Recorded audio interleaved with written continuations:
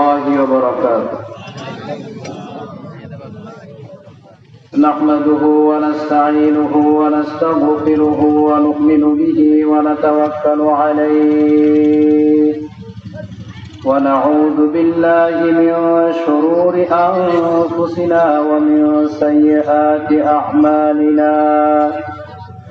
من يهده الله فلا مضل له ومن يضلله فلا هادي له. ونشهد أن لا إله إلا الله وحده لا شريك له. ونشهد أن سيدنا وحبيبنا وشفيعنا وطبيب قلوبنا وأولانا ومولانا محمدا عبده ورسوله الذي أرسله بالحق إلى الخلق بشيرا ونذيرا وداعيا إلى الله بإذنه وسراجا وقمرا منيرا. أعوذ بالله من الشيطان الرجيم. بسم الله الرحمن الرحيم. واتقوا يوما ترجعون فيه إلى الله ثم توفى كل نفس ما كسبت وهم لا يظلمون. صدق الله العظيم وصدق رسوله النبي الكريم ونحن على ذلك من الشاهدين والشاكرين والحمد لله رب العالمين. আমরা একটু মুহাব্বতের সাথে ভক্তি সহকারে দুরূদ শরীফ পাঠ করি। اللهم صل على محمد وعلى آل محمد كما صليت على إبراهيم وعلى آل إبراهيم إنك حميد مجيد. اللهم بارك على محمد وعلى آل محمد كما باركت على إبراهيم وعلى آل إبراهيم إنك حميد مجيد. يا رب صل وسلم دائما أبدا على حبيبك خير الخلق كلهم.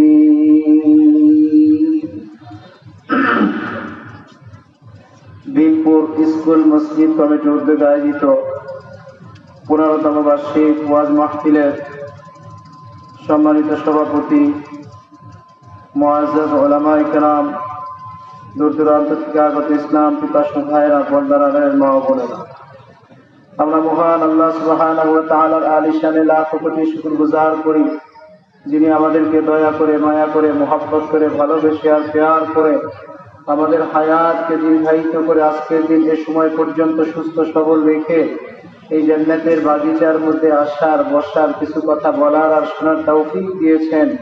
ওই মালিকের দরবারে অন্তরের অন্তঃস্থল থেকে কালিমাত শুকর আদায় করি, আলহামদুলিল্লাহ। ভাইরা, এতক্ষণ পর্যন্ত কুষ্টিয়ার মেহমান হযরত আল্লামা মাসুম বিল্লাহ সাহেব কথা বলতেছিলেন। তার পূর্বে হযরত হাফেজ মাওলানা শফিকুল ইসলাম সাহেব তিনিও কথা বলেছেন। এই পর্যায়ে রব্বে কারীম আমাকে আপনাদের সামনে নিয়ে আসছেন, আর আমিও কোরআনে কারীম থেকে নাযিলকৃত সর্বশেষ আয়াত তেলাওয়াত করেছি। যদি আল্লাহ পাক তৌফিক দান করেন তাহলে এই আয়াতকে সামনে রেখে অল্প কয়েকটা কথা বলবো। যেহেতু রাত দীর্ঘ হয়ে গেছে, শীতের দিন, রাতও অনেক, রাত সারা রাত ওয়াজ শুনতে চাইলেও সমস্যা নেই, করা যাবে। কিন্তু আপনি সারা রাত ওয়াজ শুনলেন কিন্তু গিয়ে ফজর নামাজ পড়তে পারলাম না, এই ওয়াজ কিয়ামত পর্যন্ত শুনলে কোনো লাভ হবে? লাভ হবে না। ওয়াজ যে মাহফিলের আয়োজন করে, বিভিন্ন কমিটি আয়োজন করে, কেন করে? উদ্দেশ্যটা কি? উদ্দেশ্য ছাড়া আয়োজন করে? উদ্দেশ্য হলো একটা মাহফিল যখন হয় এলাকার মানুষগুলো ওয়াজ শুনতে আসলো, এখানে যে কোরআন সুন্নাহ থেকে যে কথা হয় এর দ্বারা মানুষের জিন্দেগির পরিবর্তন হয়, ঠিক কিনা? জিন্দেগির পরিবর্তনের জন্য। এরকম না বাস প্রত্যেকে হুজুর আসলো, কিছু কথা শুনলাম, এক কান্দে ঢুকে এলাম, আর এক কান্দে বের করলাম, বাস চলে গেলাম। এরকম ওয়াজ আমি না, যদি জিবরাইল আলাইহিস সালাম এসে পড়ে আর কিয়ামত পর্যন্ত যদি এরকম ওয়াজ শুনেন আপনারা, তাহলে জিন্দেগির পরিবর্তন হবে না, ঠিক কিনা? আমাকে ওয়াজ শুনতে হবে আমার জিন্দেগির পরিবর্তনের জন্য, আমার আখিরাতমুখী হওয়ার জন্য, আমি জাহান্নাম থেকে বেঁচে যাওয়ার জন্য। কারণ আমরা কেউ তো জাহান্নামে যেতে চাই না। জাহান্নামে যেতে চাই? কেউ জাহান্নামে যেতে চাই না। আমাদের মূল ঠিকানা জান্নাত। আমাদের মূল ঠিকানা কি? আমাদের বাবা কোথায় ছিলেন? আমাদের বাবা কোথায় ছিলেন? জান্নাতে। আমাদের আম্মা কোথায় ছিলেন? জান্নাতে। সুতরাং সন্তান যেহেতু আমরা, তেজ্য সম্পদ তো সন্তানই পায়, ঠিক কিনা? তেজ্য সম্পদ কে পায়? সন্তান পায় না? বাবার তেজ্য সম্পদ কে পায়? ওয়ারিস কে? সন্তান। তো আমরা, আমাদের পিতা যিনি আদম আলাইহিস সালাম, তার বাসস্থান হলো কোথায়? কোথায়? জান্নাতে। তিনি রেখে আসছেন তার ত্যায্য সম্পত্তি। ওই সম্পদের মালিক কারা? সুবহানাল্লাহ বলেন, জোরে বলেন সুবহানাল্লাহ। এটা খুশির সংবাদ, এত খুশির সংবাদ। আপনি যদি মনে করেন ফরিদপুর জিলটুলিতে আপনার বাবা আপনার জন্য ওখানে 10% জায়গা রেখে আসছে, 1% দাম 50 লাখ টাকা, দীর্ঘদিন পরে আপনি জানতে পারলেন, তো আপনার খুশিতে আত্মহারা হয়ে যাওয়ার কথা না? কি বলেন? জান্নাত বেশি দামি না জিলটুলির 10% জায়গা বেশি দামি? সুবহানাল্লাহ। বিশ্বনবী বলেন, জান্নাতের একটা ইট যদি এক পাল্লায় রাখা হয়, আর গোটা দুনিয়ার সমস্ত নাজ নেয়ামত আর আসমান আর জমিন আর যত স্বর্ণের খনি, রূপার খনি, তামার খনি, লোহার খনি, তেলের খনি, সব কিছু যদি এক পাল্লায় রাখা হয়, রাসূল বলেন ওই জান্নাতের একটা ইট যেই পাল্লায় রাখা হয়েছে ওই পাল্লা ভারী হয়ে যাবে। তাহলে আপনি এই যে সুবহানাল্লাহ বললেন, আপনি জান্নাতের একটা গাছের মালিক হয়ে গেলেন, আর একটা গাছের মালিক হয়ে গেলেন, আর একটা গাছের মালিক হয়ে গেলেন। সুবহানাল্লাহ। কিন্তু চোখ যখন বন্ধ হয়ে যাবে, আর আমি কামাই করতে পারবো না, সব আমার বন্ধ হয়ে যাবে। কিন্তু আমার চোখ খোলা, আমি জীবিত, আমার হায়াত বাকি, আমার শ্বাস প্রশ্বাস বাকি আছে। একবার সুবহানাল্লাহ বললে একটা গাছ হয়ে যেতেছে জান্নাতের, ওই গাছের মালিক আমি হয়ে যাচ্ছে। সুবহানাল্লাহ। কিন্তু আমার শ্বাস প্রশ্বাস যখন বন্ধ হয়ে যাবে, আমার হায়াত যখন শেষ হয়ে যাবে, তখন আমিও চাতক পাখির মতো যারা জীবিত আছে তাদের দিকে চেয়ে থাকবো, ভাইরে কখন একবার সুবহানাল্লাহ বলে আমার কবরের মধ্যে পাঠাবে, আর আমি কবরের মধ্যে একটু শান্তিতে থাকবো। এই জন্য আমার হায়াত অনেক দামি আমার। এই জন্য ভাইরা, আমি আপনাদের সামনে দীর্ঘ ভূমিকায় আমি যাব না, ডাইরেক্ট আয়াতের দিকে আমি চলে যাচ্ছি। আমি আপনাদের সামনে কোরআনে কারীমের সর্বশেষ আয়াত, যেটা নাজিলকৃত সর্বশেষ আয়াত, যেটা এটা আপনাদের সামনে তেলাওয়াত করেছি। এই আয়াত নাজিল হওয়ার কোন মুফাসসিরে কেরাম বলেছেন 7 দিন আগে, 7 দিন পরে। এই আয়াত নাজিল হওয়ার 7 দিন পরে রাসূল সাল্লাল্লাহু আলাইহি ওয়াসাল্লাম দুনিয়া থেকে বিদায় নিয়ে চলে যান। আর কোন মুফাসসিরে কেরাম বলেছেন এই আয়াত নাজিল হওয়ার 21 দিন পরে রাসূল সাল্লাল্লাহু আলাইহি ওয়াসাল্লাম দুনিয়া থেকে বিদায় নিয়ে চলে যান। এর আগে আয়াত নাজিল হয়েছে কালালার আয়াত, ইস্তাফতুনাকা ফিল কালালা। কালালা বলা হয় ওই ব্যক্তি যে মারা গেছে, তার মাও নাই, বাবাও নাই, সন্তানও নাই, তার এই সম্পদ কিভাবে বন্টন হবে, এই আয়াত নাজিল হয়েছে। এর আগে নাজিল হয়েছে আমাদের ইসলামকে কমপ্লিট রূপে আল্লাহ পাক যে ঘোষণা করলেন আরাফার দিনে জাবালে নূরে, জাবালে রহমতে বিদায় হজের সময় রাসূল কারীম সাল্লাল্লাহু আলাইহি ওয়াসাল্লামের উপর একটি আয়াত নাজিল হলো।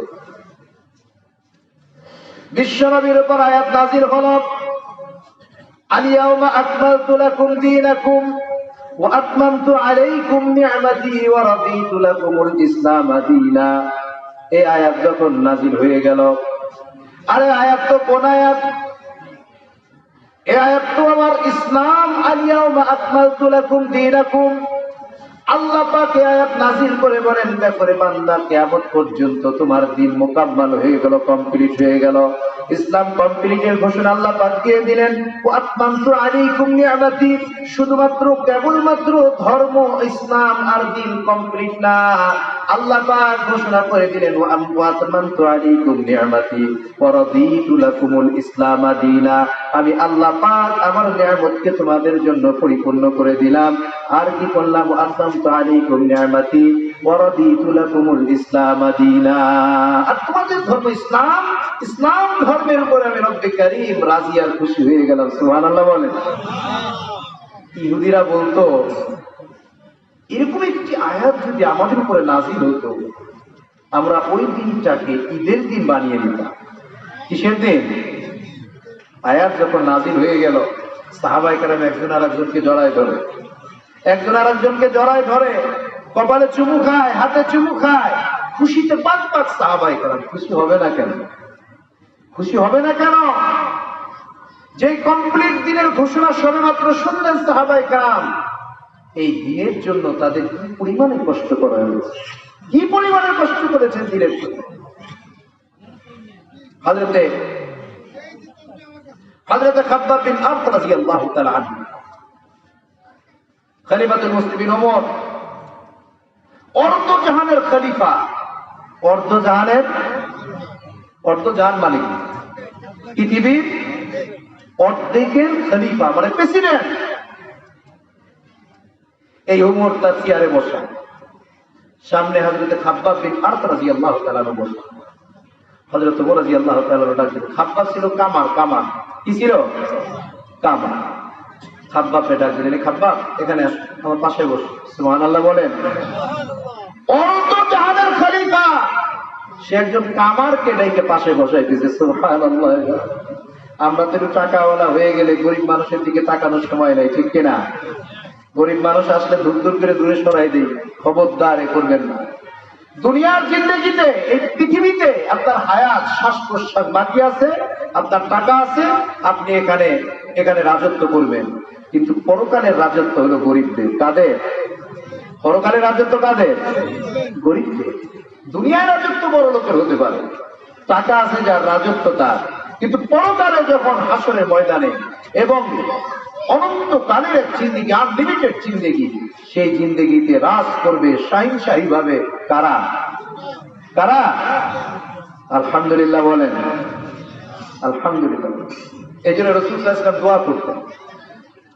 বিশ্বনবীর কাছে ফেরেশতা আসলেন, আল্লাহ পাক ফেরেশতা পাঠিয়েছেন বিশ্বনবীর কাছে।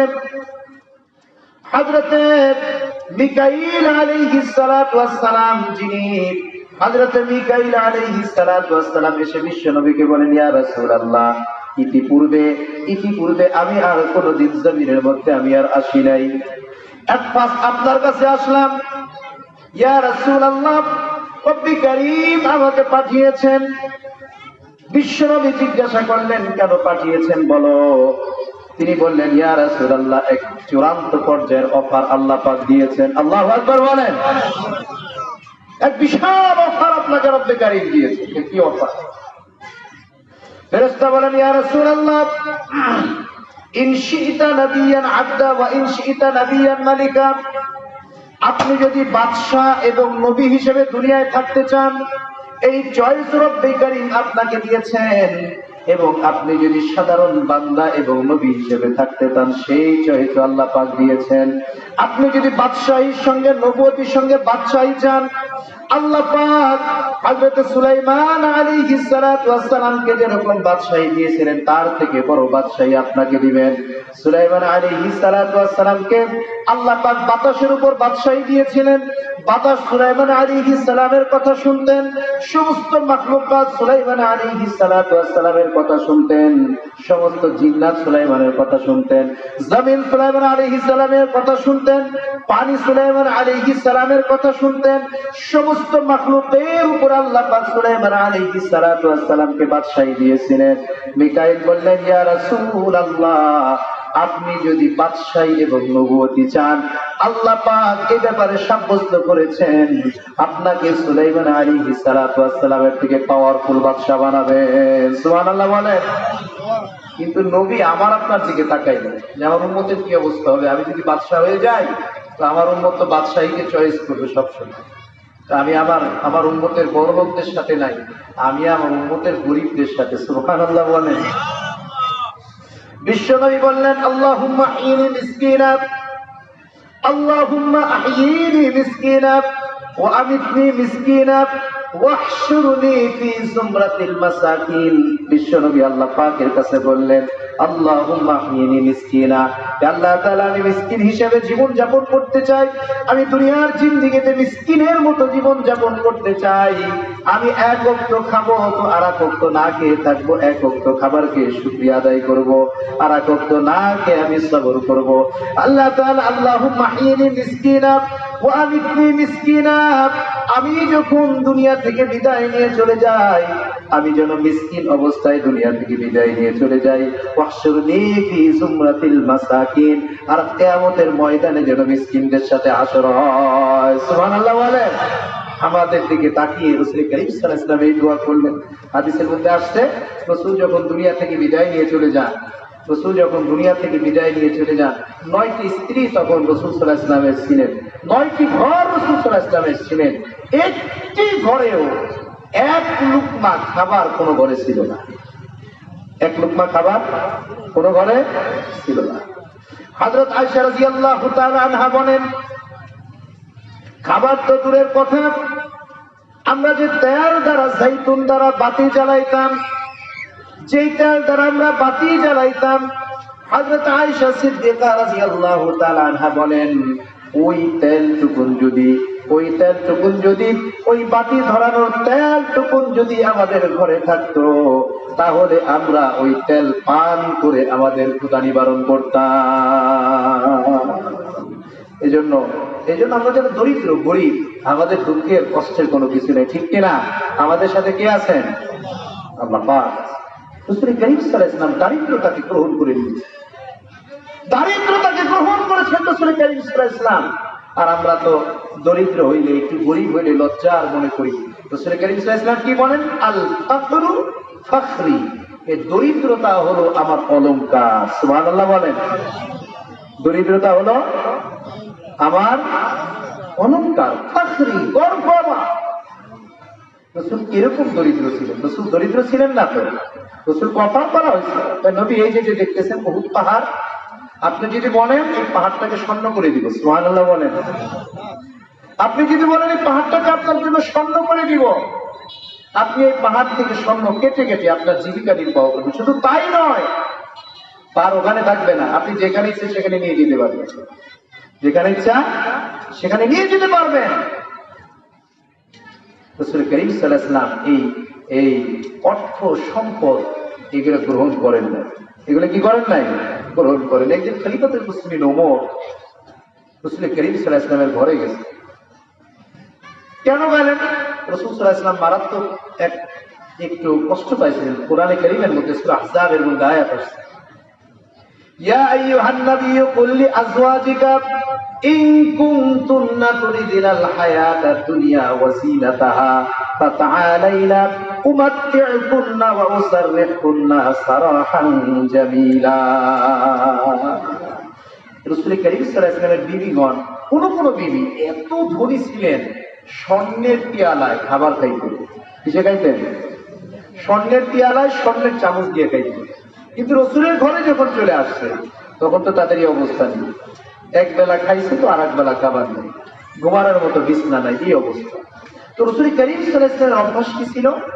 বছরের একদিনে পুরা বছরের খাবার দিয়ে দিত, পুরা বছরের আটা, গম, তেল সব দিয়ে দিত পুরা বছর। তো আমাদের মায়েরা কি করতো? রাসূলের বিবিগণ আমাদের মা, রাসূলের বিবিগণ কি আমাদের মা, এটা সাংবিধানিক মা, কোরআনে কারীমের মধ্যে আছে, ও আজওয়াজুহু উম্মাহাতুহু, রাসূলের বিবিগণ তোমাদের মা। সুবহানাল্লাহ বলেন। এইজন্য রাসূলের বিবিগণ, রাসূল ইন্তেকাল করার পরে রাসূলের বিবিগণের সঙ্গে কোনো উম্মতের বিবাহ জায়েজ নাই, কি নাই?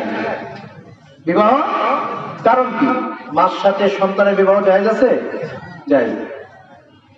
তো উম্মাহাতুল মুমিনিনগণ একদিন বাইতুল মালে প্রচুর পরিমাণের খাবার আসলো। কিছু কথা তো মহিলাদের সম্পর্কে বলতে হবে, কি বলেন? মহিলারা আসছে না কিছু? তো উম্মাহাতুল মুমিনিনগণ এই দেখলো যে বাইতুল মালে অনেক রসদ আসছে, অনেক পরিমাণের সম্পদ আসছে, এক একজন আসতেছে, অনেক পরিমাণে রাসূল সাল্লাল্লাহু আলাইহি ওয়াসাল্লাম দিয়ে দিচ্ছে। তো রাসূল করিম সাল্লাল্লাহু আলাইহি ওয়াসাল্লামকে আমাদের মা গণ গিয়ে বললেন যে ইয়া রাসূলুল্লাহ, আপনি তো বিভিন্ন জনকে যেই পরিমাণে দিতেন তার কয়েক গুণ বেশি দিয়ে দিতেছেন, তো আমাদেরকে সারা বছরের জন্য যা দেন একটু বৃদ্ধি করে দেন, একটু বৃদ্ধি করে দেন।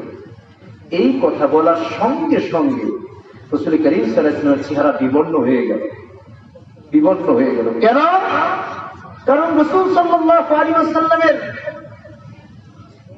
ব্যক্তিত্বে আঘাত লাগছে এটা, যে তোমরা রাসূলের ঘরে থাকো, থাইকে তোমরা দুনিয়া বৃদ্ধির জন্য আমার কাছে সুপারিশ করতে আসছো। একদিন তার পরিজাত টুকরা মেয়ে ফাতেমা, সুবহানাল্লাহ, রাসূল বলেন ফাতেমা তো বিজআতুম মিন্নি, ফাতেমা হলো আমার পরিজাত টুকরা। সুবহানাল্লাহ বলেন, ফাতেমা আমার পরিজাত টুকরা। এত ভালোবাসতেন রাসূল ফাতেমাকে। আমরা তো মেয়ে হইলে আমাদের ভালো লাগে না। মেয়ে সন্তান হইছে, এই খবর শুনে স্ত্রী অন্তঃসত্ত্বা বন্ধুরে খুব রসের রসের খবর দিছে, আল্লাহর মেহেরবানি, আমার মেহমান আসতেছে ঘরে। কে আসতেছে? মেহমান আসতেছে। দীর্ঘদিন পরে বন্ধু কল করছে, কিরে তোর না মেহমান আসার কথা ছিল, আসছে?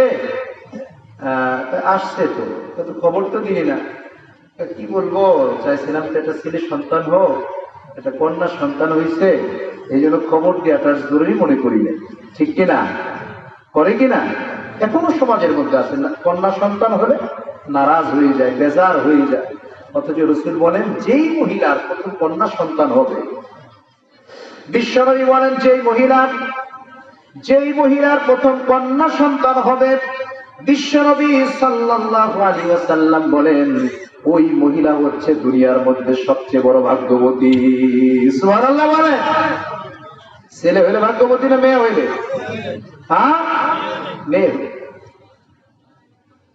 এমন একটা সময় ছিল মেয়েদেরকে জ্যান্ত পুঁতে রাখতে মাটির নিচে।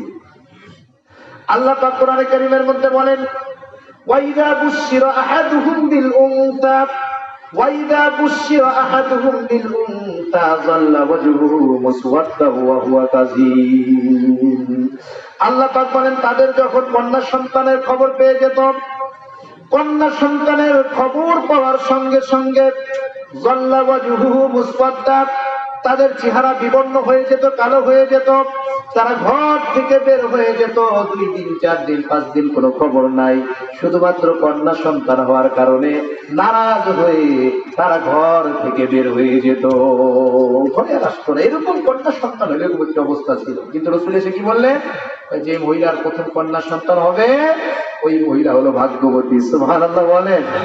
বারে বারে কন্যা সন্তান হয়, স্ত্রীকে তালাক দিয়ে দেয়। আছে না সমাজে? 2টে 3টে কন্যা সন্তান হয়েছে, স্ত্রীকে তালাক দিয়ে দিচ্ছে। এরা নির্বোধ পাপিষ্ঠ। এরা স্ত্রীর কি সব স্ত্রীর ক্ষমতা আছে ছেলে বা মেয়ে হওয়ানোর? কি বলেন, আছে নাকি? নাই, স্ত্রীর তো ক্ষমতা নেই। রাসূল বলেন তুমি যখন বাইরে থেকে আসো কোন গিফট যদি তুমি নিয়ে আসো, তোমার ছেলে সন্তানও আছে, মেয়ে সন্তানও আছে, আবু দাউদ শরীফের হাদিস, রাসূল বলেন ওই গিফটটা তুমি প্রথমে কন্যা সন্তানের হাতে দাও। সুবহানাল্লাহ বলেন। রাসূল সাল্লাল্লাহু আলাইহি ওয়াসাল্লাম যখন সফরে যেতেন, কোথাও যাইতেন বের হওয়ার জন্য, সব বিবিদের সঙ্গে দেখা করে সর্বশেষ হযরত ফাতেমার সঙ্গে দেখা করতেন। সুবহানাল্লাহ তো বললেন না? হাদিসের মধ্যে আসছে বিশ্বনবী যখন কোন সফর থেকে ঘরে ফিরতেন, প্রথমে মসজিদে যাইতেন, মসজিদে 2 রাকাত নামাজ পড়তেন। 2 রাকাত নামাজ পড়ার পরে সর্বপ্রথম কোন বিবির ঘরে যাইতেন না, সর্বপ্রথম হযরত ফাতেমার ঘরে আসতেন, ফাতেমার দরজা নক করতেন, ফাতেমা বের হয়ে আসতো, বিশ্বনবীর ডান হাতটা ফাতেমার কাঁধের উপরে দিতেন, আর ফাতেমার বাঁ হাত দিয়ে বিশ্বনবীর কোমরের মধ্যে আস্তে করে জড়িয়ে ধরতেন। এত ভালোবাসতেন রাসূল ফাতেমা, এত ভালোবাসতেন। রাসূল বলেন ফাতেমাকে যে কষ্ট দিল আমি বিশ্ব নবীকে কষ্ট দিল, ফাতেমাকে যে হাসালো আমি বিশ্ব নবীকে যে খুশি করলো। সুবহানাল্লাহ। একদিন রাসূল করিম সাল্লাল্লাহু আলাইহি ওয়াসাল্লামের হাতে, চিন্তা করে দেখেন, এত ভালোবাসার মেয়ে, আপনি 3 বেলা খাবার খেয়েছেন, শুনছেন মেয়েকে বিয়ে দিয়েছেন অমুক জায়গায়, মেয়ের ঘরে চাল নাই, আপনার মুখে খাবার যাবে?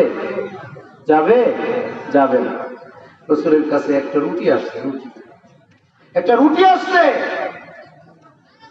রাসূল করিম সাল্লাল্লাহু আলাইহি ওয়াসাল্লাম রুটির অর্ধেক করছে, অর্ধেক করে বলতেছে যাও এই অর্ধেক রুটি আমার মেয়ে ফাতেমাকে দিয়ে আসো, কারণ 3 দিন যাবত আমার মেয়ে ফাতেমা এক দানা খাবার মুখে দেয়নি। কয় দানা? এই এলাকায় আছে 3 দিন যাবত না খাওয়া কোনো কেউ? গোটা ফরিদপুরে খুঁজে পাবেন? গোটা বাংলাদেশে পাবেন? চিন্তা করে দেখেন কতটা দরিদ্রতার মধ্যে জীবন যাপন কাটায়। বিশ্বনবীর কাছে গোলাম আসছে, বিশ্বনবীর কাছে গোলাম আসছে হযরত আলী রাদিয়াল্লাহু তাআলা আনহুকে। হযরত ফাতেমা বললেন, আলী যাও বিশ্বনবীর কাছে, বাইতুল মালে গোলাম আসছে। বিশ্বনবী এক একজনকে গোলাম গিফট করতেছেন বাইতুল মাল থেকে।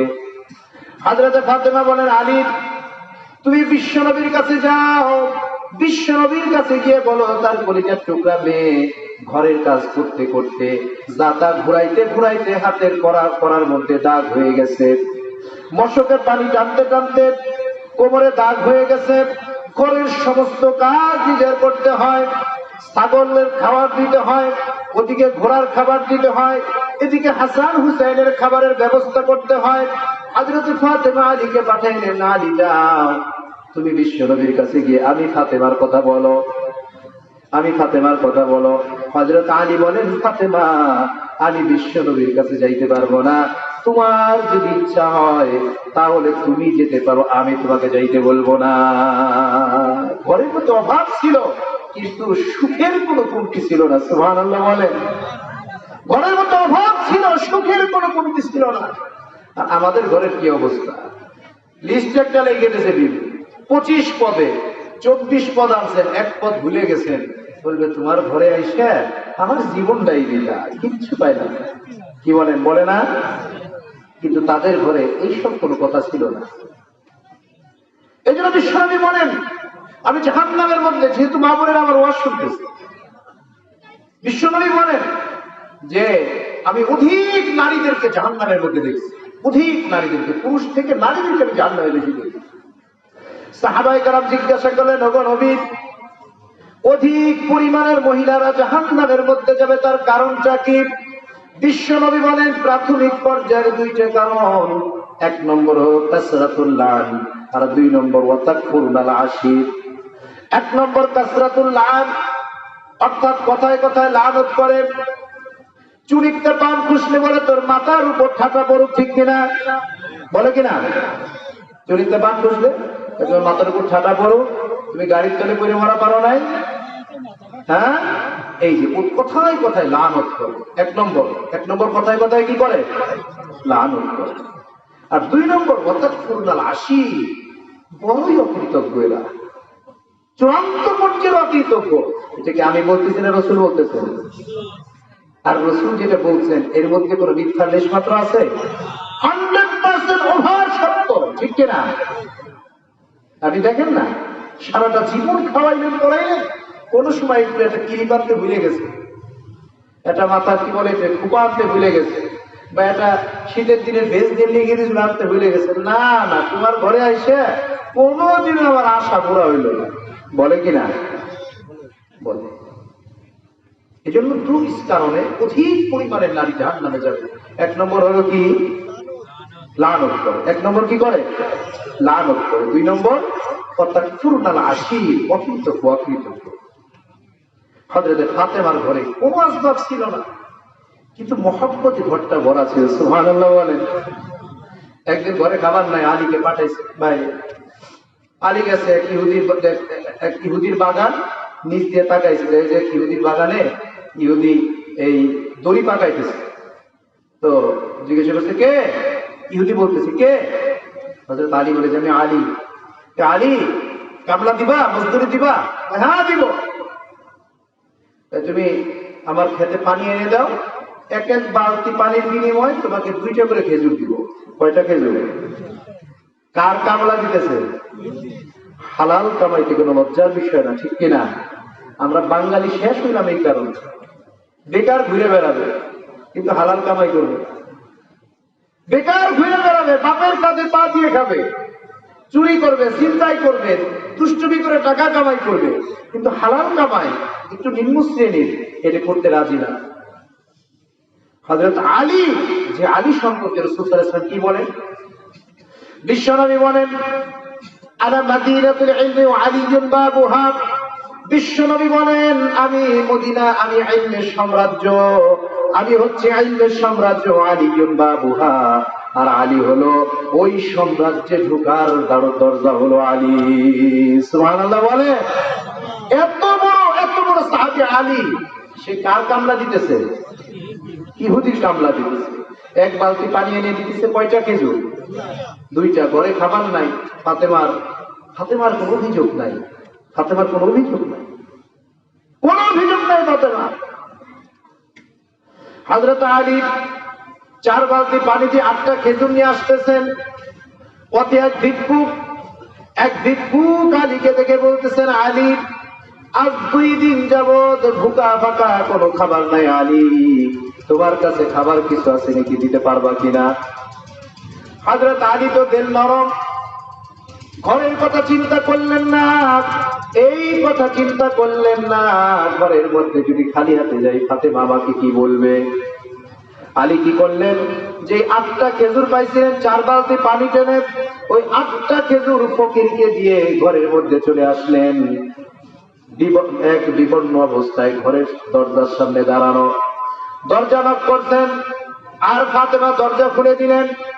দরজা খোলার সঙ্গে সঙ্গে আলীর চেহারার দিকে তাকিয়ে হযরতে ফাতেমা বুঝতে পারলেন, হায়রে হয়তোবা কোনো কিছু আনতে পারেন নাই, এজন্য আলীর চেহারা বিবর্ণ।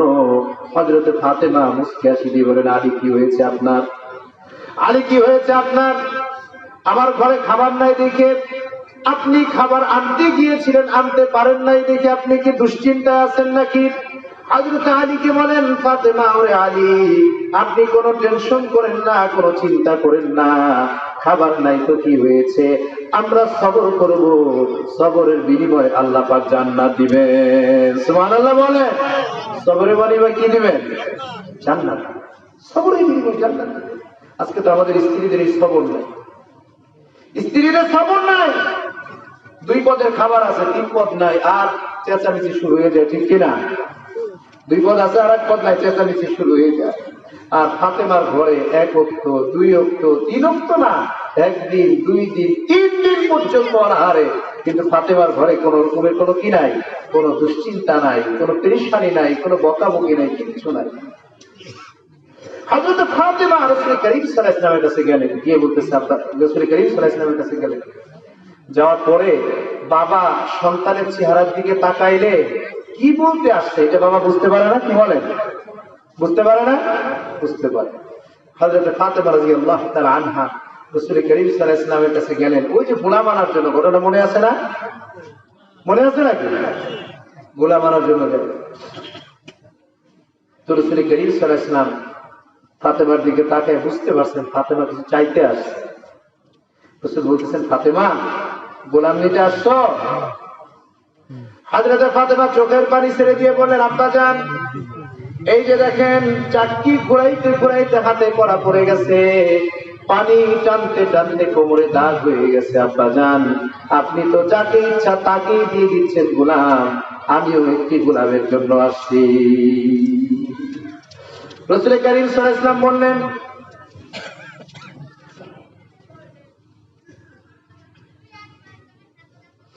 রাসূল করিম সাল্লাল্লাহু আলাইহি ওয়াসাল্লাম বললেন, ফাতেমা, তুমি যে আমার কাছে গোলাম নিতে আসছো রে ফাতেমা, তুমি কি দুনিয়া নিয়ে ঘরে ফিরতে চাও না আখিরাত নিয়ে ঘরে ফিরতে চাও? হযরত ফাতেমা বললেন, আব্বাজান, আমি দুনিয়া চাই না, আমি দুনিয়া চাই না। দুনিয়ার মোহ আমার মধ্যে নাই, দুনিয়ার চাকচিক্যর মোহ আমার মধ্যে নাই, দুনিয়ার কোন পরোয়া আমার মধ্যে নাই। আমি আখিরাত চাই, আখিরাতুর আসল জীবন, আখিরাতুর আসল জীবন, আখিরাতুর বাস্তব জীবন, আখিরাতুর চিরস্থায়ী জীবন।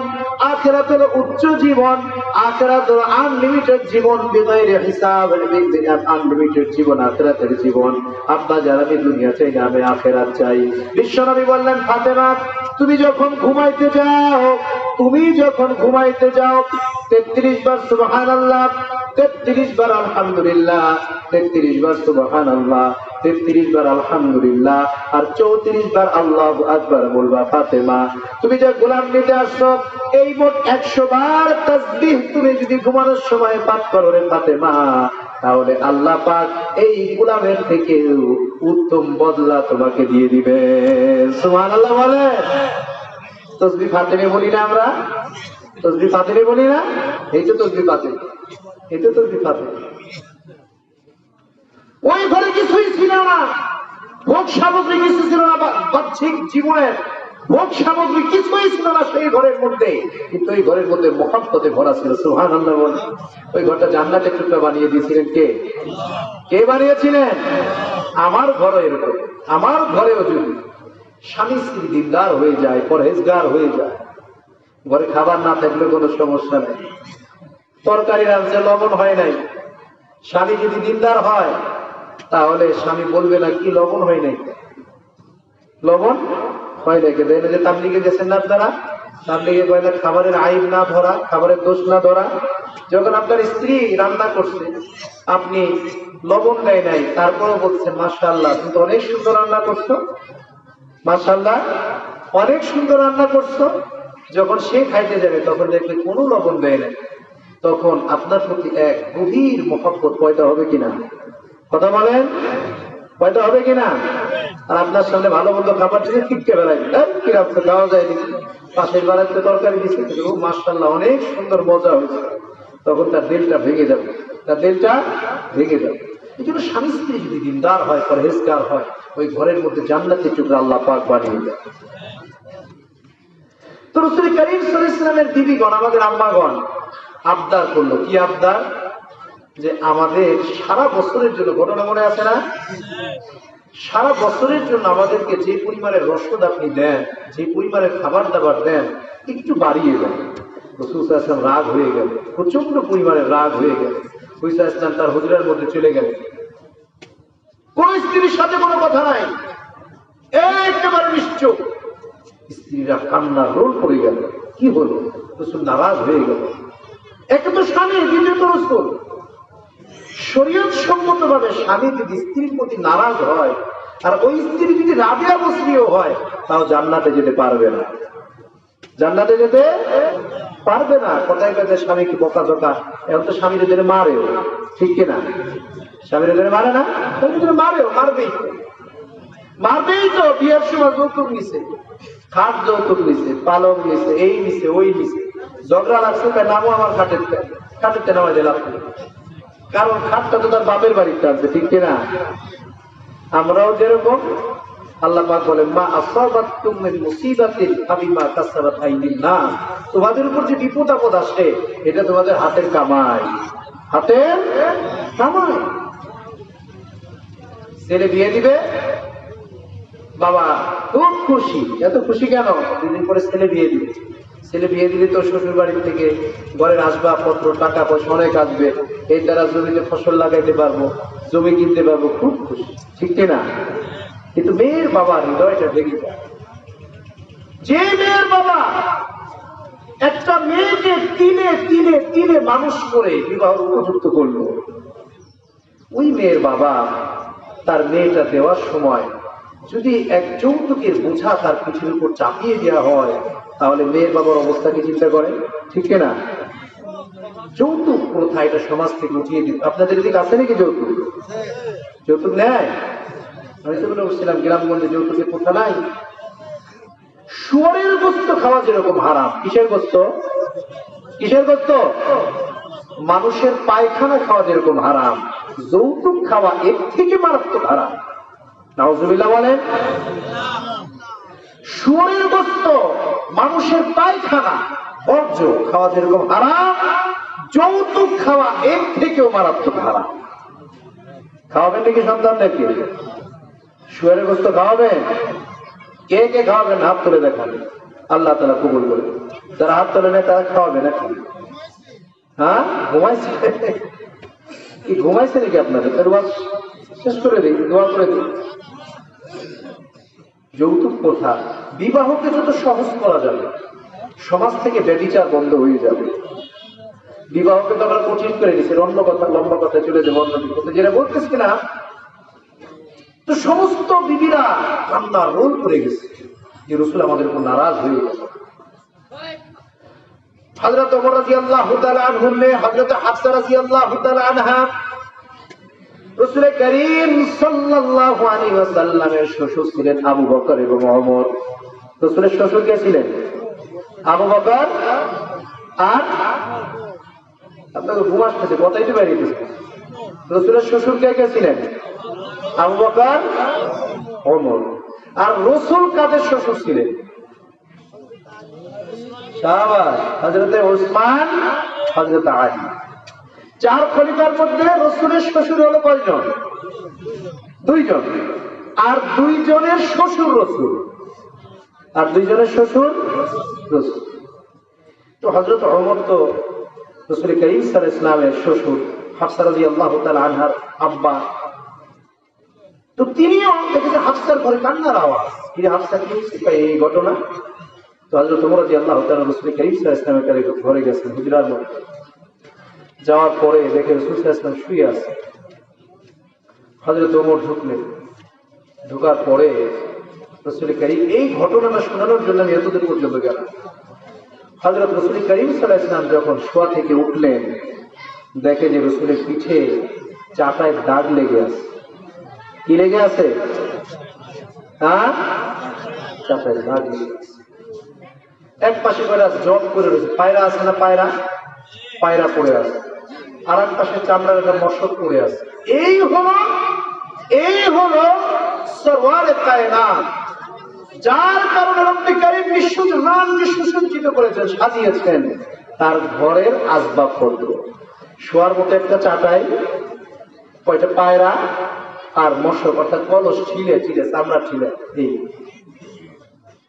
বিশ্বনবী শোয়া থেকে উঠে বসলেন, আর বিশ্বনবীর পিঠের মধ্যে দাগ লেগে আছে। হযরত ওমর দেখে চোখের পানি ছেড়ে দিয়ে বললেন, ইয়া রাসূলুল্লাহ, এই কি অবস্থা দেখতেছি। বিশ্বনবী বলেন, ওমর কাঁদো কেন, কারণটা কি? ওমর তুমি কাঁদো কেন, কারণটা কি? হযরত ওমর বললেন, ইয়া রাসূলুল্লাহ, কাঁদতেছি তো সাদে কাঁদতেছি না, ইয়া রাসূলুল্লাহ, আপনি বিশ্ব রাসূল, আপনি বিশ্বজাহানের রাসূল, আপনি পয়গম্বর, দুনিয়া আখিরাতের সমস্ত কিছু চাবিকাঠি আপনার হাতে আল্লাহ পাক দিয়েছেন। আপনাকে উপলক্ষ করে আল্লাহ পাক গোটা দুনিয়াকে সাজিয়েছেন। ইয়া রাসূলুল্লাহ, রোম পারস্যের সম্রাটেরা কত শাহী জীবন যাপন করে, ইয়া রাসূলুল্লাহ, আর আপনি ঘুম থেকে উঠছেন আর আপনার পিঠের মধ্যে চাটাই দাগ লেগে আছে। ইয়া রাসূলুল্লাহ, আপনি ঘুম থেকে উঠলেন আর আপনার পিঠে চাটাই দাগ লেগে আছে, ইয়া রাসূলুল্লাহ। এটা দেখে আমি ওমর আমার চোখের পানি ধরে রাখতে পারলাম না। এটা দেখে আমি আমার চোখের পানি ধরে রাখতে পারলাম না। বিশ্বনবী বলেন, ওমর কাঁদার তো কিছু নাই, তুমি কাঁদতেছো কেন?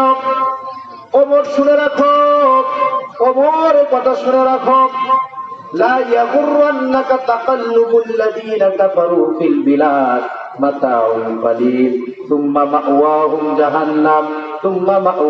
জাহান্নাম ওয়া বিসাল মাসীর। আল্লাহ পাক এই কথাটা কোরআন কারীমের মধ্যে কোট করেন, لا يغرنك تقلب الذين كفروا في البلاد لا يغرنك تقلب الذين كفروا في البلاد।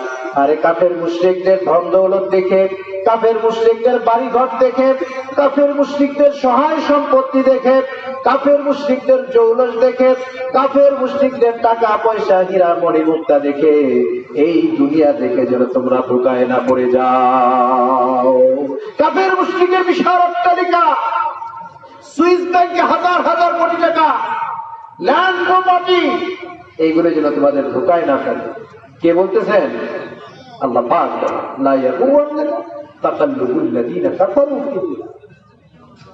তুমি যে সম্পদ দেখতেছো এটা মাত্রা একেবারে কম, একেবারে কম। সুবহানাল্লাহ বলেন।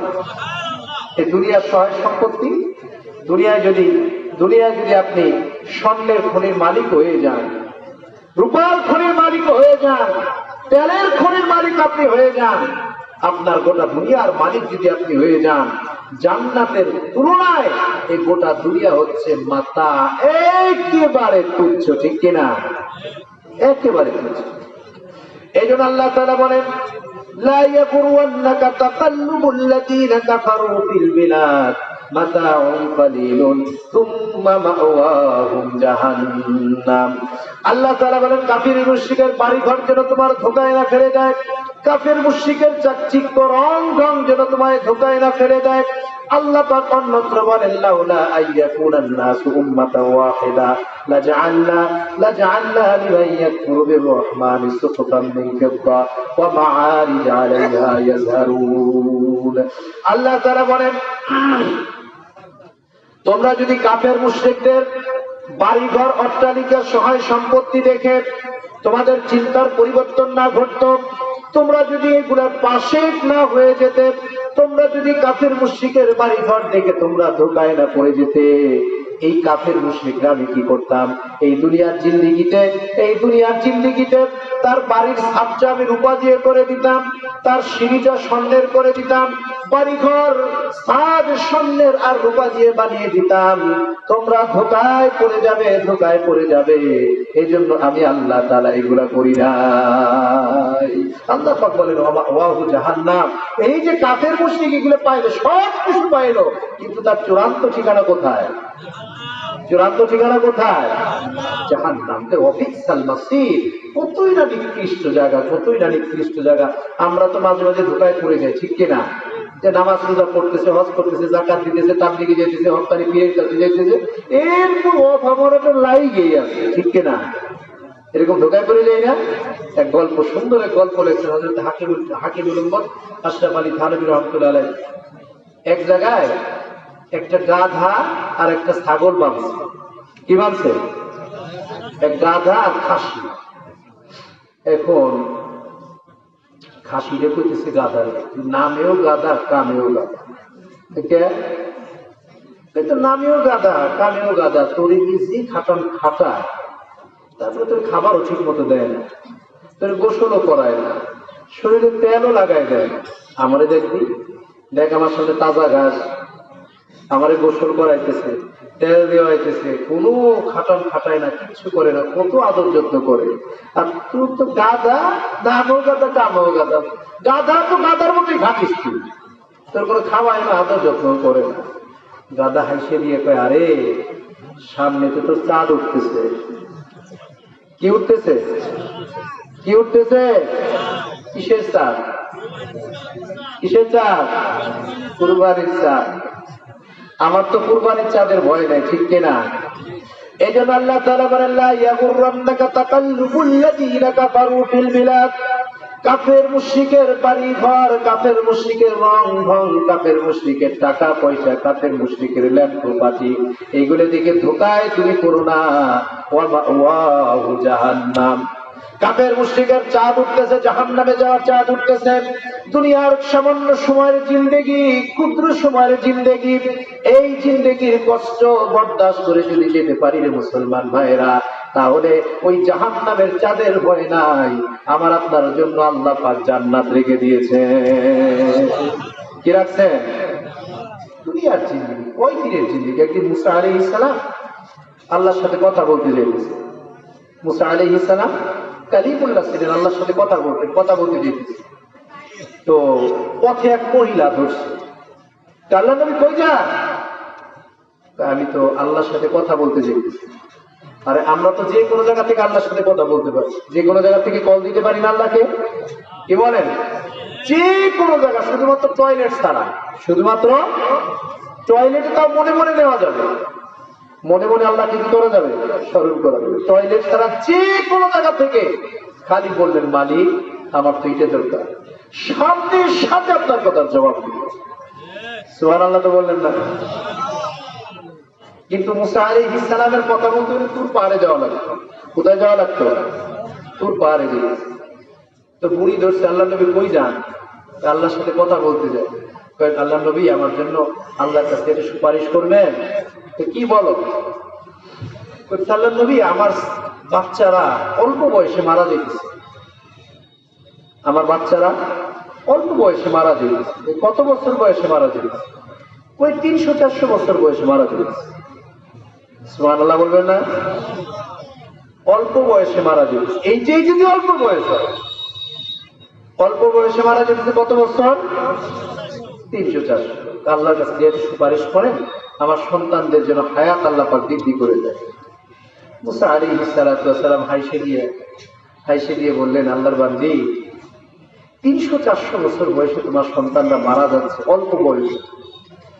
হযরত মুসা আলাইহিস সালাম বললেন, আল্লাহর বান্দী শোনো, এমন একটি জামানা আসবে, এমন একটি সময় আসবে, এমন একটি জামানা আসবে, তাদের সর্বোচ্চ হায়াত, সর্বোচ্চ লাইফ হবে 60 থেকে 70 বছর, এর থেকে বেশি তারা বাঁচবে না। এই কথা শোনার সঙ্গে সঙ্গে বুড়ি বলল, আল্লাহর নবী, খোদার কসম, ওই সত্তার কসম যেই সত্তার হাতে আমার প্রাণ, ওই সত্তার কসমকে বলতেছি, আমি যদি জানতাম আমার হায়াত হবে 60 থেকে 70 বছর, তাহলে আমি কোনো বাড়ি ঘর বানাইতাম না। আমি 60-70 বছরের অল্প সময়ের জিন্দেগি, এই অল্প সময়ের জিন্দেগি আমি গাছতলায় আমার জীবনকে কাটিয়ে দিতাম, গাছতলায় কাটিয়ে দিতাম। কিন্তু কয়েকদিনে 60-70 বছর। আল্লাহ পাক জিজ্ঞেস করবেন, এই কয়দিন ছিল এই দুনিয়ায়? কাম লাবিস্তুম, কাম লাবিস্তুম, কতদিন ছিল দুনিয়ায়? লাবিস্তু ইয়াওমান আও বা'দা ইয়াওম, একদিন অথবা আধা দিন ছিলাম। আল্লাহ বলেন, না, তার থেকে কম ছিলাম। আখিরাতের তুলনায় অর্ধেক দিনের ওপর। আমার 70-80-100 বছরের জিন্দেগি আখিরাতের তুলনায় অর্ধেক দিনের ওপর। সুবহানাল্লাহ। এই সামান্য সময় নিয়ে কত বাহাদুর, ঠিক কিনা? কত বাহাদুরি, কত রঙ। এই জন্য আল্লাহ তাআলা বলেন, বান্দারে, আমি তো তোর জন্য দুনিয়া রাখি নাই। বিশ্বনবী হযরত ওমরকে বললেন, ওমর তুমি কাঁদতেছো কেন? হযরত ওমর বললেন, ইয়া রাসূলুল্লাহ, আপনার জন্য গোটা বিশ্বজানকে আল্লাহ পাক সাজিয়েছেন ইয়া রাসূলুল্লাহ, অথচ আপনি ঘুম থেকে উঠতেছেন, আপনার পিঠের মধ্যে চাটাইয়ের দাগ লেগে আছে। একদিন হাফসা রাদিয়াল্লাহু তাআলা ঘরে রাসূল সাল্লাল্লাহু আলাইহি ওয়াসাল্লাম শুয়েছেন, শোয়া থেকে উঠছেন, হঠাৎ করে উঠে গেছে। হাফসা, কি বিছাইছো? ইয়া রাসূলুল্লাহ, আমি চটই তো বিছাইছি। হাফসা রাদিয়াল্লাহু তাআলা আনহার ঘরে রাসূল সাল্লাল্লাহু আলাইহি ওয়াসাল্লাম ঘুমাইতেন, চট বিছিয়ে দিতেন। কি বিছিয়ে দিতেন? আমাদের তো একটু মোটা ম্যাট্রেস না হইলে ঘুম হয় না। হ্যাঁ, বেড়াইতে গেছে, ঘুম হয় না, এদিক ওদিক করে। কি হয়েছে? বাসায় তো অনেক মোটা তোষক, মোটা ম্যাট্রেস, ঘুমাই, এখানে চেপে সে ঘুম হইতেছে, ঠিক কিনা? আর রাসূল ঘুমাইছেন চটের উপর, চটের উপর ঘুমাই। হযরত আয়েশা রাদিয়াল্লাহু তাআলা আনহাকে জিজ্ঞাসা করা হয়েছে, রাসূল যে আপনার ঘরে থাকতেন, কি বিছিয়ে দিতেন রাসূল? আপনাদের তো খিচুড়ির সময় হয়ে গেছে, হ্যাঁ, শেষ করে দিব?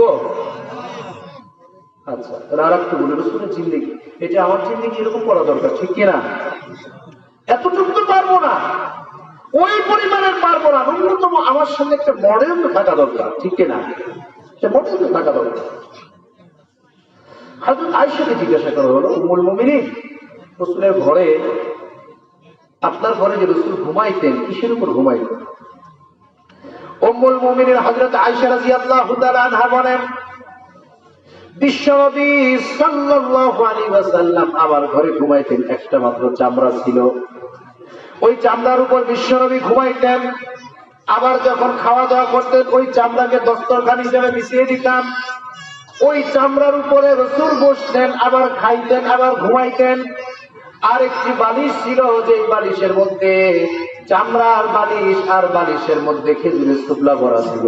হযরত আয়েশা বলেন, একটাই বালিশ ছিল, সেই বালিশের উপরে আমরা দুইজন মাথা রেখে ঘুমাইতাম। এই ছিল রাসূলের ঘরের অবস্থা। আমাদের ঘরে তো একটু আসবাব কম থাকলে আমাদের প্রেস্টিজে মারাত্মক ভাবে আঘাত লাগে, ঠিক কিনা? ইজ্জতের পার্টিশন নষ্ট হয়ে যায়। ঘরের বিবিরা এই ধমক ওই ধমক শুরু করে দেয় স্বামীরা, আরে এই বানাও, ওই বানাও, শোকেস বানাও, আলমারি বানাও, এইটা বানাও, ওইটা বানাও, 50,000 না 1 লক্ষ টাকার খাট লাগবে, এই লাগবে, ওই লাগবে, কত চাহিদা আজকে। আর রাসূলের ঘরের মধ্যে একটা চামড়া, কয়টা চামড়া? কয়টা চামড়া? ওইটাই বিছানা, ওইটাই দস্তরখান, ওইটাই বসার গদি, আর একটা কাঠের একটা পাত্র ছিল। হযরত আয়েশা বলেন রাসূল ওই পাত্র দিয়ে গোসল করতেন, ওই পাত্রতেই গোসল করতেন, আবার ওই পাত্রতে পানি পান করতেন, আবার ওই পাত্র দিয়ে আমি মেহমান অতিথি আসলে তাদের সঙ্গে পানি পান করতাম, পানি পেশ করতাম। একটা পাত্র, কাঠের পাত্র ছিল। এই ছিল রাসূল করিম সাল্লাল্লাহু আলাইহি ওয়াসাল্লামের ঘরের আসবাব। কিন্তু মহব্বতে ঘরটা ভরা ছিল। সুবহানাল্লাহ বলেন। কোন অভিযোগ ছিল না স্ত্রীদের, কোন অভিযোগ ছিল না। হযরত হাফসা রাদিয়াল্লাহু তাআলা আনহার ঘরে বিশ্বনবী রাত্রে হঠাৎ করে বিশ্বনবী ঘুম থেকে জাগ্রত হয়ে গেলেন। ঘুম থেকে জাগ্রত হয়ে হযরত হাফসাকে বললেন, হাফসা কি বিছিয়ে দিয়েছো বলো। হযরত হাফসা বলেন, ইয়া রাসূলুল্লাহ, যেই চটটা আপনাকে বিছিয়ে দিতাম সেই চটটাই বিছিয়ে দিয়েছি। বিশ্বনবী বলেন, হাফসা না, অন্যদিন যেইভাবে আমি ঘুমাইতে এসে তোমার ঘরে বিছনাটা পাই সেরকম আমি পেলাম না। আখের রাত্রে, শেষ রাত্রে আমি মালিকের সঙ্গে কথা বলবো, তোমার এই বিছানা আমার মালিকের সঙ্গে কথা বলার প্রতিবন্ধকতা সৃষ্টি করেছে। হযরত হাফসা চোখের পানি ছেড়ে দিলেন। চোখের পানি ছেড়ে দিয়ে হযরত হাফসা বলেন, ইয়া রাসূলুল্লাহ, ওই চটটাই আজকে একটু আপনি যাতে আরামের সাথে ঘুমাইতে পারেন, ওই চটটাই আমি কি করেছি, 2 ভাঁজ করে দিয়েছি, এই জন্য একটু মোটা হয়ে গিয়েছে ইয়া রাসূলুল্লাহ। হযরত রাসূল করিম সাল্লাল্লাহু আলাইহি ওয়াসাল্লাম বলেন, হাফসা, অন্য সময় যদি তুমি এরকম করো রে হাফসা, আমি আর তোমার ঘরে ঘুমাইতে আসবো না। এই ছিল রাসূলের অবস্থা, এই ছিল অবস্থা। একদিন আব্দুল্লাহ ইবনে ওমর রাদিয়াল্লাহু তাআলার সাথে হাইটে যেতেছে। হযরত আব্দুল্লাহ ইবনে ওমরের সঙ্গে হেঁটে যাচ্ছেন বিশ্বনবী। রাসূলের দুঃখের কথা, কষ্টের কথা শুনে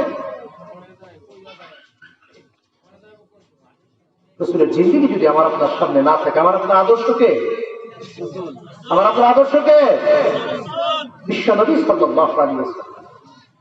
আমরা তো আদর্শ বানাই, আমরা মডেল বানাই, অমুক নায়ককে মডেল বানাই, অমুক সিঙ্গারকে মডেল বানাই, অমুক খেলোয়াড়কে মডেল বানাই। খোদার কসম, বিশ্বনবী বলেন, মান তাশাব্বা বিকওমিন ফাহুয়া মিনহুম। ভালোবাসা যার সাথে যার, হাসর হবে তার সাথে তার। বলেন, ভালোবাসা যার সাথে যার, হাসর হবে তার সাথে তার।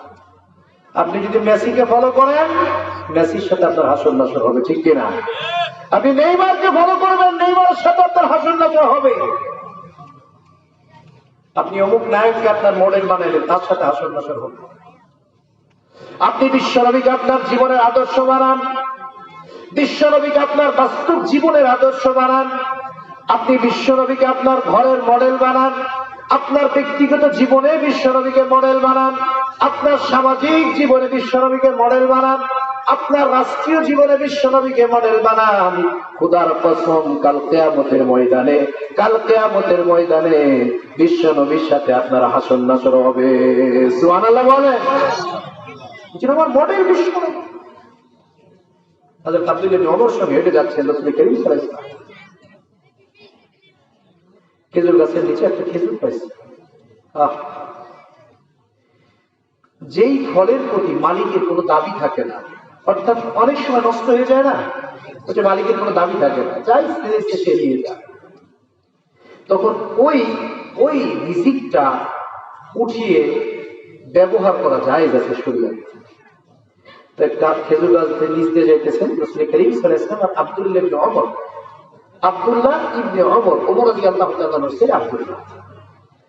রাসূল করিম সাল্লাল্লাহু আলাইহি ওয়াসাল্লাম খেজুরটা উঠিয়ে দেখলেন ফুটো হয়ে গেছে। টোকা দিয়ে বালু সরাইয়া বলতেছে, আব্দুল্লাহ, এটা খাবা তুমি? হযরত আব্দুল্লাহকে বললেন, আব্দুল্লাহ, এটা খাবা তুমি? হযরত আব্দুল্লাহ বলেন, ইয়া রাসূলুল্লাহ, মা আশতাহি, আমি খাইতে আগ্রহী নই। বিশ্বনবী ওই ফেলানো খেজুর আস্তে করে বালুগুলো ছেড়ে 2 টুকরা করলেন। এরপরে বিশ্বনবীর মুখের মধ্যে দিলেন, মুখের মধ্যে দিয়ে বলতেছে, আব্দুল্লাহ আজকে 3 দিন পরে মুহাম্মদ সাল্লাল্লাহু আলাইহি ওয়াসাল্লাম এই খেজুরের দ্বারা মুখে দিল। কয়দিন পরে? 3 দিন পরে। রাসূল কারীম সাল্লাল্লাহু আলাইহি ওয়াসাল্লাম খন্দকের যুদ্ধে পরীক্ষাকরণ করতে বলবেন, গর্ত করতে বলবেন। প্রচন্ড শীত, যারা আরবে গেছে তারা দেখছে, যারা আরবে থাকছেন, আরবে শীত পড়লে কিরকম শীত, আর গরমের সময় কিরকম গরম। তাইফে তো এক পাহাড় আছে দাক্কা, সবচেয়ে উপরে পাহাড়, গেছে একদম উপরে, কানে ধাপ্পা লেগে গেল। আর এত শীত, উনি যে শিরা উপশিরার মধ্যে ঢুকে যায়, এত শীত। আরবে শীত পড়লে এরকম শীত, গরমের সময় এরকম গরম। তো সাহাবায়ে কেরাম খন্দক করতেছেন প্রচন্ড শীতের মধ্যে। বিশ্বনবী আসলেন, বিশ্বনবী আসার পরে সাহাবায়ে কেরাম বললেন, ইয়া রাসূলুল্লাহ ইন্নানা জুআন, ইয়া রাসূলুল্লাহ আমরা ক্ষুধার্ত, ইয়া রাসূলুল্লাহ। সাহাবায়ে কেরাম ক্ষুধার্ত, আস্তে করে কাপড় উঠাই দিলেন পেটে। দেখে সাহাবায়ে কেরাম পেটের মধ্যে পাথর বাঁধছেন, ক্ষুধার তাড়নায়, ক্ষুধার কষ্ট যাতে সামান্য লঘু হয়, সামান্য কম হয়, এই জন্য পেটের মধ্যে পাথর বাঁধে। কারণ দেখবেন কোন ক্ষুধার্ত অবস্থায় এসি ঘরের মধ্যে যদি কেউ যায়, ক্ষুধার্ত অবস্থায় এসি ঘরের মধ্যে কেউ গেলে তার ক্ষুধার কষ্টটা একটু কম হয়। ক্ষুধার্ত অবস্থায়, রোজা রাখা অবস্থায় পানির মধ্যে গোসল করলে কষ্ট হয় না? কষ্ট কম হয় না? কি বলেন? ঠান্ডায় থাকলে কষ্ট কম হয় না? কম হয়। এই জন্য পেটে পাথর বাঁধত। এই ঠান্ডায় এই ক্ষুধার কষ্টটা কম হইত। সাহাবায়ে কেরাম দেখাইতেছেন, ইয়া রাসূলুল্লাহ, জোর ইয়া রাসূলুল্লাহ, প্রচন্ড ক্ষুধা, ইয়া রাসূলুল্লাহ। ক্ষুধার কসম সাহাবায়ে কেরামকে রাসূল তার জীবনের থেকে বেশি ভালোবাসতেন, জীবনের থেকে বেশি ভালোবাসতেন সাহাবায়ে। আর সাহাবায়ে কেরামও রাসূলকে কি পরিমাণের ভালোবাসতেন, একটা ঘটনা বলি, কি বলেন? একটা ঘটনা শুনবেন? উহুদের যুদ্ধে প্রাথমিক অবস্থায় সাহাবায়ে কেরাম কিছু মাইর খেয়েছিল, প্রাথমিক অবস্থায় পরাজয়, পরবর্তীতে বিজয়। তো কাফের উতবা ইবনে আক্কাস রাসূল কারীম সাল্লাল্লাহু আলাইহি ওয়াসাল্লাম দাঁড়ানো ময়দান, পাথর নিয়ে উপর থেকে রাসূল সাল্লাল্লাহু আলাইহি ওয়াসাল্লামের উপরে ডাইরেক্ট পাথর মারছে। হুইসাসলামের হেলমেটে লাগছে, হেলমেটে লাগিয়ে হুইসাসলাম এইভাবে ঠাস করে পড়ে গেছে।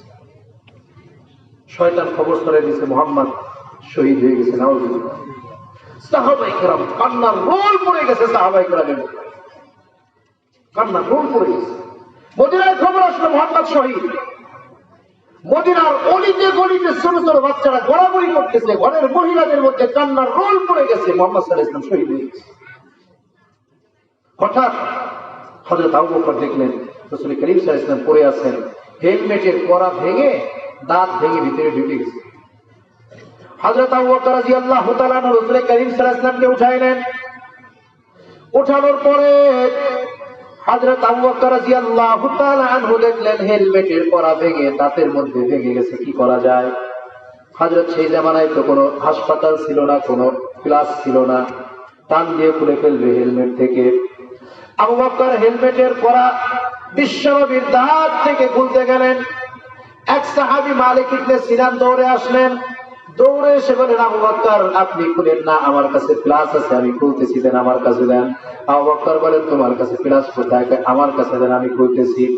সে আস্তে করে তার মুখটা সামনে নিয়ে গেলেন, সামনে নিয়ে বিশ্বনবীর মুখের সঙ্গে মুখ লাগিয়ে যেখানে করাস লাগানো ছিল ভিতরে ঢুকে গিয়েছিল, ওই করার সঙ্গে মুখ লাগিয়ে জোরে করে কামড় দিয়ে টান দিলেন। রাসূলের মুখ থেকে করা আর করল না, টাস করে তাজা দাঁত ওই সাহাবীর একটা ভেঙে গেল।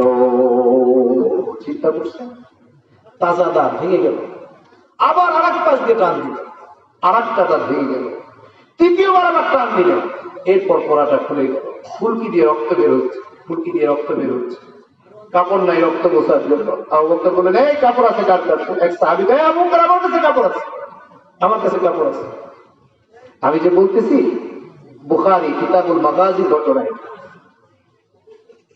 ওই সাহাবী দৌড়ে আসলেন, আবু বকর আমার কাছে কাপড় আছে। আবু বকর কই দাও, কাপড় দাও। ওই সাহাবী কি করলেন, সঙ্গে সঙ্গে বিশ্বনবীর মুখের এখানে মুখ লাগিয়ে দিলেন, আর মুখ লাগিয়ে বিশ্বনবীর রক্তগুলো চুপ চুপ করে টানতে টানতে আস্তে করে পান করে ফেললেন। রক্ত পান করা জায়েজ না না জায়েজ, এটা মাথার উপর। রাসূলের রক্ত পাক, প্রস্রাব পাক, পায়খানা পাক। বিশ্বনবী বলেন, হে সাহাবী কি করলা তুমি? বিশ্বনবী বলেন, যার শরীরের মধ্যে বিশ্বনবী মুহাম্মদ সাল্লাল্লাহু আলাইহি ওয়াসাল্লামের রক্ত থাকবে, আল্লাহ পাক তার জন্য জাহান্নামকে হারাম করে দিবে। হারাম করে দিবে। যুদ্ধ শুরু হয়ে গেল, ঢাল তরোয়ালের ঝনঝনানি চতুর্দিকে।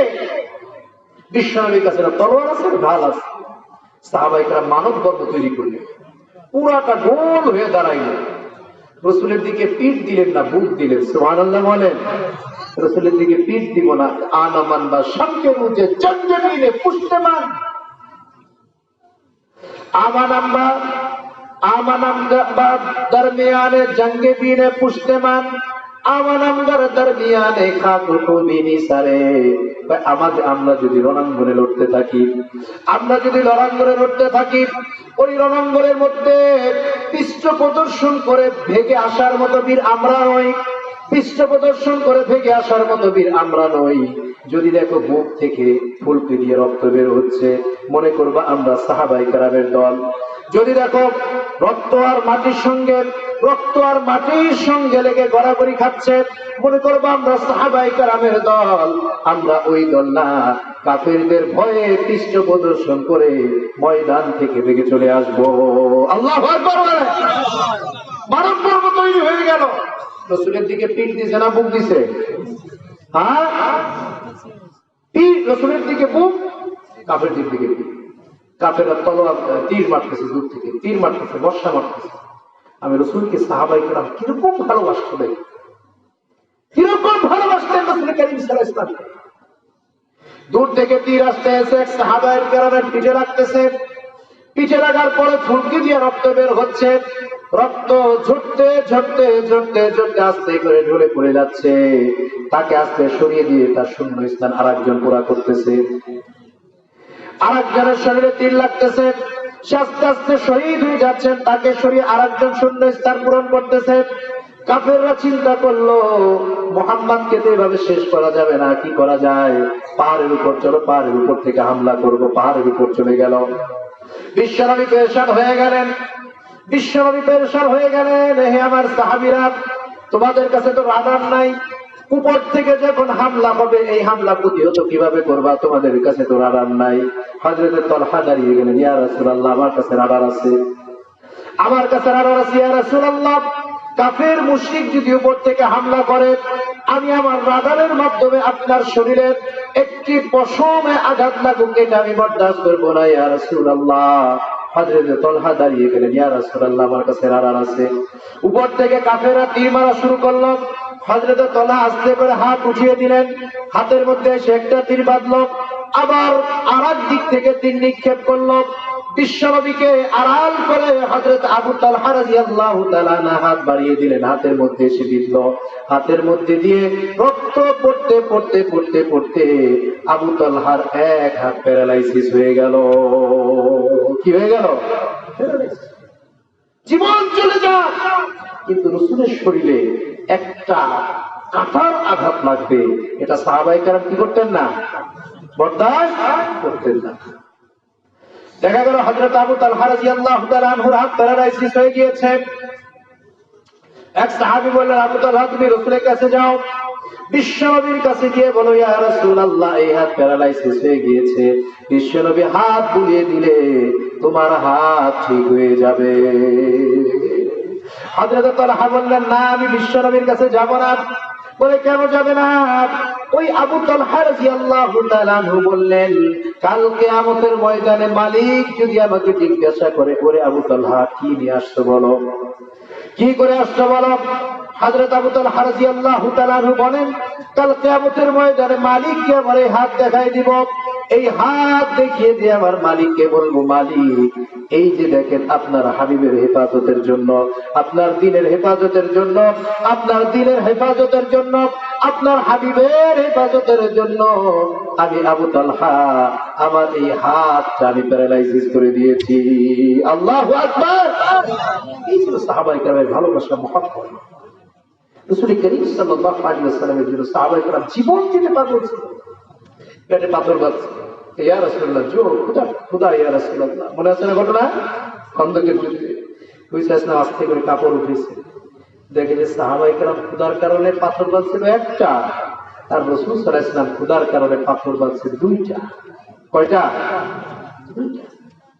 উম্মত, আইরে নবীর উম্মত, আমার আপনার জন্য বিশ্বনবী এত কষ্ট করেছেন, নইলে বিশ্বনবী অফার করছিল পাহাড় সন্দেহ করে দিতে, বাদশাহী, কিন্তু আমার আপনার দিকে তাকে, শুধুমাত্র আমার আপনার দিকে তাকে। যদি বিশ্বনবী বাদশাহী গ্রহণ করতেন আমার আপনার জন্য কষ্ট হয়ে যেত। আমার আপনার দিকে তাকিয়ে না খেয়ে থাকতেন, ঘুমাইতে পারেন না, খাইতে পারেন না, সারা রাত কাঁদতে কাঁদতে খালি উম্মতি উম্মতি উম্মতি উম্মতি। আমার উম্মতের কি অবস্থা হবে? আমার উম্মত তো জাহান্নামে চলে যাবে। আল্লাহ আমার উম্মতকে বাঁচা, আমার উম্মতকে বাঁচা। হযরত আয়েশাকে জিজ্ঞাসা করা হলো, বিশ্বনবীর রাতের অবস্থা বলেন, রাত্রে কিভাবে কাটাইতেন? হযরত আয়েশা বলেন, বিশ্বনবী সাল্লাল্লাহু আলাইহি ওয়াসাল্লাম আমার সঙ্গে এক বালিশে ঘুমাইতেন। আমি হঠাৎ চোখ খুলে দেখতাম বিশ্বনবী নামাজে দাঁড়িয়ে আছেন, নামাজে দাঁড়িয়ে আছেন। এরপরে আমি চেয়ে থাকতাম দেখি কি করে। দীর্ঘক্ষণ বিশ্বনবী রুকুর মধ্যে গিয়ে উম্মতের জন্য দোয়া করতেন, এরপর আবার সিজদার মধ্যে গিয়ে উম্মতের জন্য দোয়া করতেন। নামাজ যখন শেষ হয়ে যেত বিশ্বনবী সাল্লাল্লাহু আলাইহি ওয়াসাল্লাম দীর্ঘক্ষণ উম্মতের জন্য দোয়া করতেন, আল্লাহুম্মা গফির উম্মতি, আল্লাহুম্মা গফির উম্মতি, আল্লাহুম্মা গফির উম্মতি। আল্লাহ আমার উম্মতকে মাফ করো, আমার উম্মতকে মাফ করো, উম্মতকে মাফ করো। আমার আপনার মাফ চাইতে চাইতে চাইতে বিশ্বনবী ঘুমাইতে পারেন নাই। সারা রাত হযরত আয়েশা থেকে পা মোবারক ফুলে গেছে, বিশ্বনবী পা মোবারক ফুলে এরকম ফুলে গেছে নামাজে দাঁড়াই থাকতে থাকতে। কি কোমল হৃদয়ওয়ালা নবী, নামাজে দাঁড়াইতে দাঁড়াইতে পা মোবারক ফুলে গেছে। হযরত আয়েশা বলে, ইয়া রাসূলুল্লাহ, আপনার না পূর্বের পরের সমস্ত গুনাহ খাতা মাফ, আপনি এত কষ্ট করেন কেন ইয়া রাসূলুল্লাহ? বিশ্বনবী বলেন, আয়েশা, আফালা আকুনা আবদান শাকুরা, আয়েশা আমি কি কৃতজ্ঞকারী বান্দা হব না? আমি কি শুকরগুজারকারী বান্দা হব না? বিশ্বনবী বলেন, বিশ্বনবী হযরত জিবরাইল আলাইহিস সালাতু ওয়াস সালাম আসেন। হযরত জিবরাইল বিশ্বনবীর দিকে তাকিয়ে বলতেছে, ইয়া রাসূলুল্লাহ, ইয়া হাবিবাল্লাহ, আপনাকে যখনই দেখি শুধু চোখের মধ্যে পানি। যখনই আপনাকে দেখি তাহলে চোখে পানি দেখি, কারণটা? বিশ্বনবী কান্না করে দিয়ে বলেন, জিবরাইল আমার চোখে পানি দেখতেছো, তুমি এর কারণটা কি জিজ্ঞাসা করো। ওরে জিবরাইল, তুমি আমাকে জাহান্নামের কঠিন আযাব কেন দেখাইলা? জাহান্নামের কঠিন আযাব কেন দেখাইলা? জাহান্নামের শাস্তি দেখার পরে, জাহান্নামের কঠিন আযাব দেখার পরে, জাহান্নামের কঠিন থেকে কঠিনতর আগুন দেখার পরে রে জিবরাইল, আমার চোখে ঘুম নাই আর আমার চোখে পানি ছাড়া কিছু নাই। কারণ আমি এই চিন্তাগ্রস্ত, আমার উম্মত যদি ওই জাহান্নামের মধ্যে চলে যায়, আমার উম্মত যদি জাহান্নামের মধ্যে চলে যায়, আমার উম্মতকে যদি ওই জাহান্নামের মধ্যে নিক্ষেপ করে, আমার উম্মত তো বরদাস্ত করতে পারবে না, বরদাস্ত করতে পারবে না। শুধুমাত্র উম্মতের কারণে সব সময় তুমি চোখে পানি দেখো। সুবহানাল্লাহ বলে। অথচ আমরা এমন দুর্ভাগা কপাল পোড়া উম্মত, এত কপাল পোড়া উম্মত, এত দরদ নবী পায় না। যে নবী আমার আপনার জন্য কান্না করছে, যে নবী আমার আপনার জন্য মায়ের খাইছে, আহা, যে চেহারা, এত সুন্দর চেহারা, যে চেহারা দেখে হাজারো মানুষ, লাখ মানুষ জীবন দেওয়ার জন্য ব্যাকুল হয়ে যাইত, ওই চেহারার উপরে কাফের, সে চেহারার উপরে সে থুতু মেরে দিচ্ছে। নাউজুবিল্লাহ বলবেন না? আমার নবীর চেহারার উপর থুতু মেরে দিচ্ছে,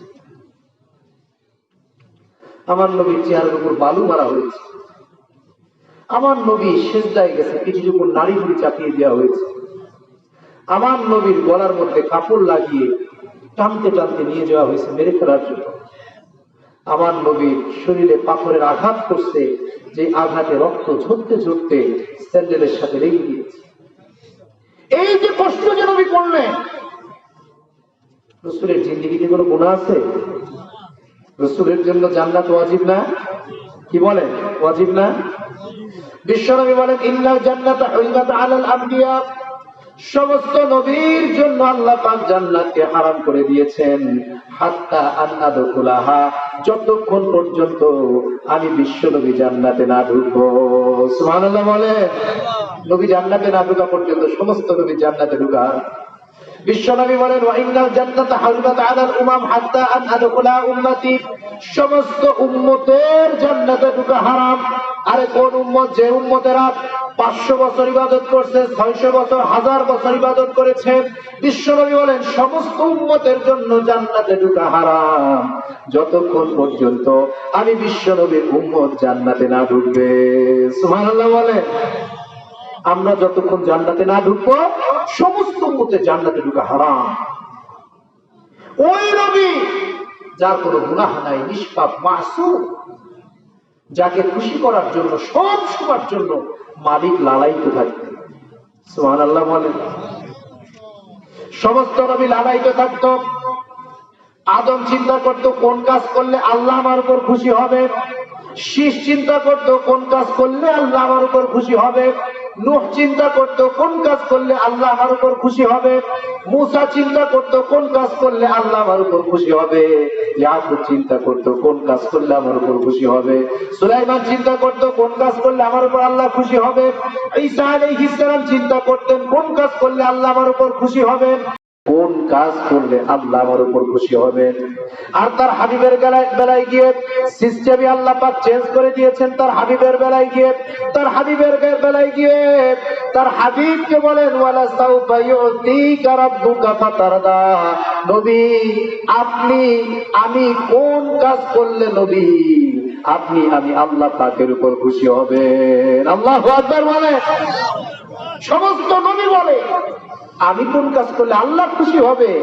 আর হাবিবের বেলায় এসে সিস্টেম চেঞ্জ, হাবিব আমি কোন কাজ করলে আপনি খুশি হবেন। সুবহানাল্লাহ বলবেন না? ওই হাবিবকে এই পরিমাণের মার দেওয়া হয়েছে শুধুমাত্র আমার আপনার জন্য। এগুলো করছে কার জন্য? আমরা দুর্ভাগা উম্মত, আমরা দুর্ভাগা উম্মত। আহা, ওই নবীর আদর্শ যদি আমার জিন্দেগিতে না আসে তাহলে তো হচ্ছে জিন্দেগি না। ওই নবীর কালচার যদি আমার জিন্দেগিতে না আসে, আমার তো জিন্দেগি না। আমার থেকে শুকুর কুকুর শ্রীগাল ইঁদুর বাদরের জিন্দেগি অনেক দামি, ঠিক কিনা? আমার থেকে দামি যদি নবীর আদর্শ আমার জিন্দেগিতে না আসে, নবীর তরিকা আমার জিন্দেগিতে না আসে। ওই রব্বি কারীম যে তরিকা দিয়ে নবীকে পাঠিয়েছেন, ওই তরিকা আমার জিন্দেগিতে যদি আমি অবলম্বন করি, আমার লাইফে যদি আমি অ্যাপ্লাই করি, আমার জিন্দেগি সুন্দর হয়ে যাবে, আমার পরকাল ঠিক হবে, আখিরাত ঠিক হবে, আমার জান্নাতের পথ সুগম হয়ে যাবে। দুনিয়ার জিন্দেগিতে আল্লাহ পাক ইজ্জতের চূড়ান্তই পর্যায়ে পৌঁছে দিবেন এবং আখিরাতে আল্লাহ পাক চিরস্থায়ী জান্নাত আমাকে দান করবেন, ঠিক কিনা? এই জন্য জিন্দেগি রাসূলের তরিকায় চালাবো তো ইনশাআল্লাহ। আমি যে আয়াতটা পড়ছি, আয়াতের তর্জমাটা বলে আমি দোয়া করে দেবো ইনশাআল্লাহ। লম্বা কথা, রাত অনেক হয়ে গেছে, আপনাদের চেহারাও বিবর্ণ হয়ে যেতেছে, পাশে খিচুড়ি চলে আসছে, ক্ষুধাও লাগছে। তো আমি যে আয়াতটা আপনাদের সামনে তেলাওয়াত করেছি, কোরআনের নাযিলকৃত সর্বশেষ আয়াত।